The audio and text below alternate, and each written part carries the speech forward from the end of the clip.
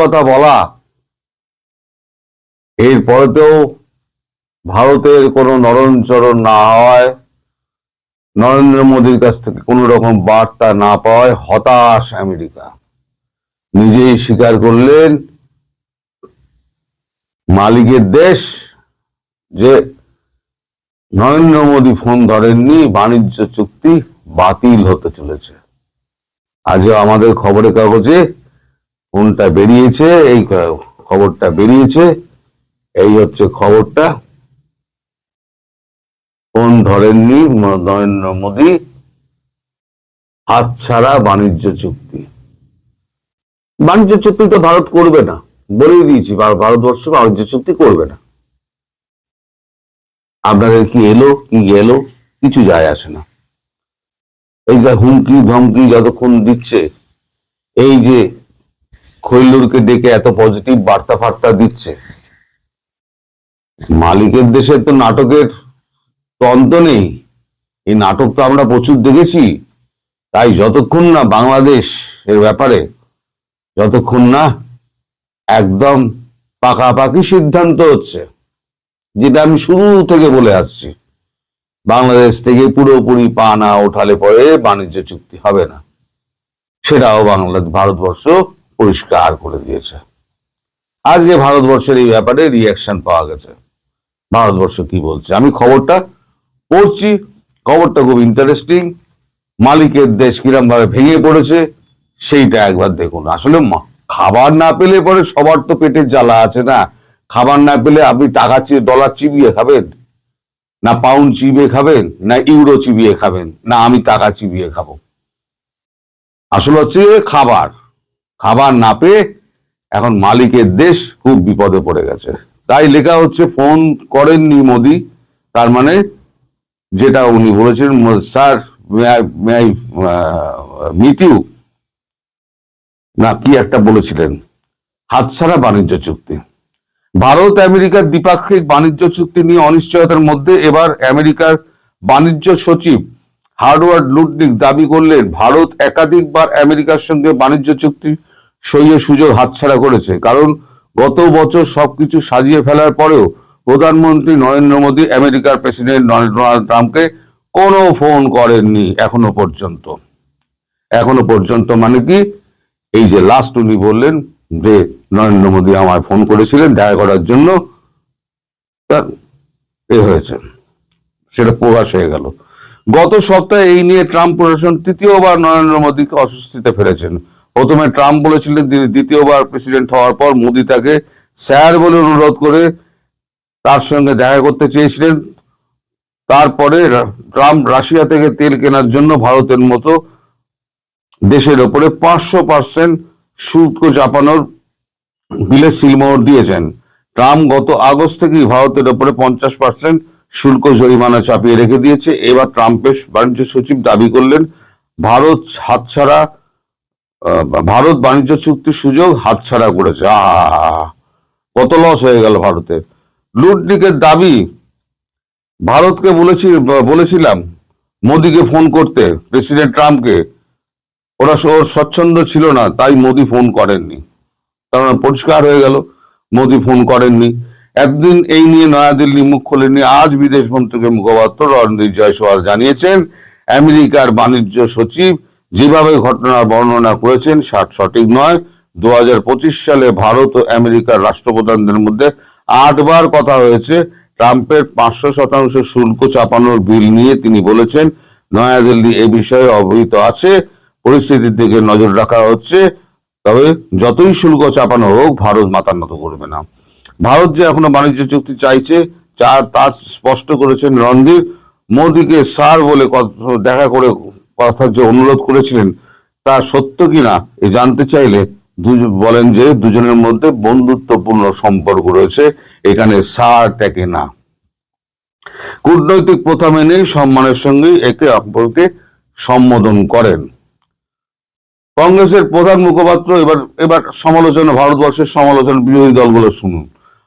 কংগ্রেসের প্রধান মুখপাত্র জয়রাম নরেশের প্রশ্ন, এটাকে প্রথম হচ্ছে পচা খালে ডোবানো উচিত এই জয়রাম নরেশকে।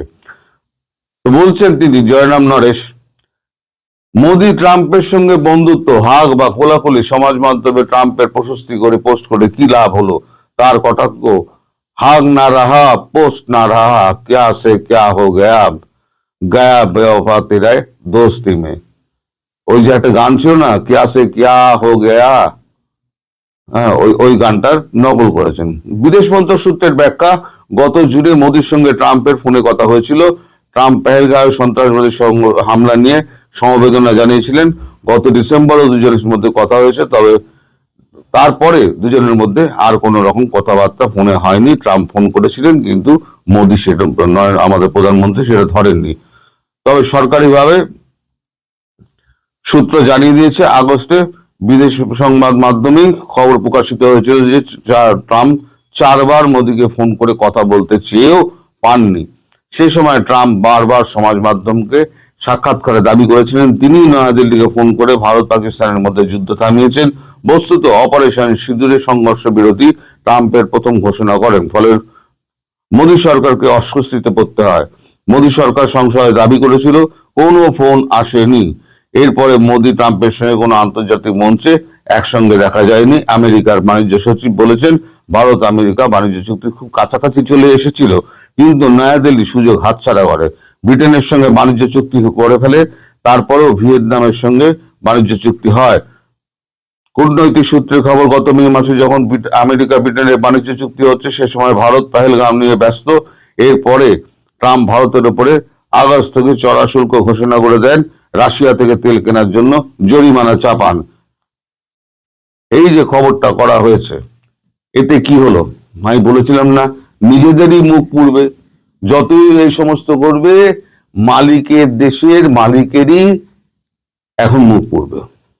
আমি এখন দেশের নাম বলি না, কখন আটকে দেবে বলা যায় না। ইউটিউব তো এখন মালিকদের দেশের, তাই এখন আমি মালিক বলে সম্বোধন করি। মালিক ঠিক আছে তো সব ঠিক আছে, মালিকের এখন কিন্তু মুখে রক্ত লেগে গেছে, বাঘের মুখে রক্ত লেগে গেছে। মালিক কিন্তু এখন এই যে এখন ভেনেজুয়েলা দখলের পর যে কিছু করে দেখাতে হবে। এই যে আগামী মিডটার্ম নির্বাচনে তাকে কিছু করে না দেখাতে পারলে তিনি সোজা গেটের দিকে রওনা হয়ে যাবেন। তার জন্য উনি এখন ভেনেজুয়েলার উপরে তো অ্যাটাক করেছেন, অ্যাটাক করে তুলে এনেছেন।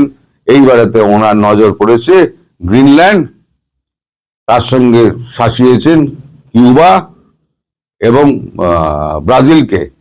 আর এদিকে ইরানে তো ডেল্টা ফোর্সকে চাপিয়ে দিয়েছেন। ইরানে বুটস অন গ্রাউন্ড হবেই। এখন সিআইএ চাইছে, আমেরিকা চাইছে যে উত্তেজনার পারদটা আটটু চড়ুক, উত্তেজনার পারদটা আটটু চড়ুক। যখনই পারদটা একেবারে বিস্ফোরণের জায়গায় যাবে, তখনই ডেল্টা ফোর্স নামবে। এদিকে আয়াতুল্লাহ খামেনেইয়ের কোন রকম পাত্তা পাওয়া যাচ্ছে না। তিনি ইরাকের দিকে চলে গেছেন, সেখানেই কিন্তু ঘাঁটি গেড়ে দিয়েছে মানে আমেরিকান ডেল্টা ফোর্স। ফলে এইখানে ইরাকে একটা অশান্তি শুরু হবে। এদিকে ইরাকে যখন অশান্তি শুরু হবে, এখন চীন করছে কি, চীন এখন তাতাচ্ছে নর্থ আমেরিকা, দক্ষিণ কোরিয়াকে, নর্থ কোরিয়াকে, কিম জং উনকে। আমি বলেছিলাম, প্রথম যদি মিসাইলটা যদি কোথাও গিয়ে পড়ে মালিকের দেশে, তার রাজধানীতে, তাহলে সেটা কিম জং উনের হবে। কিম জং উনকে দিয়ে কাজে লাগাবে। আর এদিকে সব টার্গেট হচ্ছে গিয়ে চীনের ভিয়েতনাম। ওখানে মালিকের দেশের প্রচুর মানে বিনিয়োগ রয়েছে। তুমি যখন আমার বিনিয়োগ ধ্বংস করেছো, তাইওয়ানে যেমন বিনিয়োগ রয়েছে, ভিয়েতনামেও বিনিয়োগ রয়েছে। যদিও ভিয়েতনামে একবার প্রচুর মার খেয়েছিল চীন, কিন্তু সেই চীন আর এই চীনের মধ্যে অনেক তফাৎ আছে। এবারে চীন হয়তো ভিয়েতনামের ওপরে আগে চড়া হবে, তারপরে তাইওয়ানের ওপরে চড়া হবে। মালিকের জীবন কিন্তু ওষ্ঠাগত হয়ে যাবে। এটা কিন্তু আমি আগাম ভবিষ্যৎবাণী করে দিলাম, আপনারা সব মিলিয়ে দেবেন, আমার আর কিছু বলার নেই। তবে এটা একেবারে মানে মালিককে কেউ বিশ্বাস করছে না, যতই খলিলুর রহমানকে ডেকে পাঠাক। কারণ এরপরে কি হয়েছে আমি খবর পাইনি, তাই পরবর্তী খবর আমি দিতে পারলাম না। মালিকের সঙ্গে কি কথা হয়েছে, মালিকের দেশের প্রতিনিধিদের সঙ্গে কি কথা হয়েছে খলিলুরের, সেইটা আমি আজকালের মধ্যে জেনে যাব। যারা আমাকে খবরটা দেন তারা এখনো পর্যন্ত সময় করে উঠতে পারেননি, তাদের সঙ্গে আমার যোগাযোগ হয়নি, ফলে আমি খবর পাইনি, তাই আমি খবর দিতে পারলাম না। কিন্তু এটা ঠিক, যতক্ষণ না পর্যন্ত বাংলাদেশ থেকে পুরোপুরি মালিক পা তুলে নিচ্ছেন, ততক্ষণ পর্যন্ত মালিককে ভরসা ভারতবর্ষ করবে না। মালিক সে যতই মানে যতই হুমকি দিক, যতই মানে অস্বস্তিতে ফেলার চেষ্টা করুন, মোদিজি একদম নড়নচড়ন গাভাস্করের মতো ক্রিজে টিকে আছেন। যে বলই আসুন না কেন উনি ঠুক করে খেলে দিচ্ছেন সময় মতো। যখন ছক্কা মারার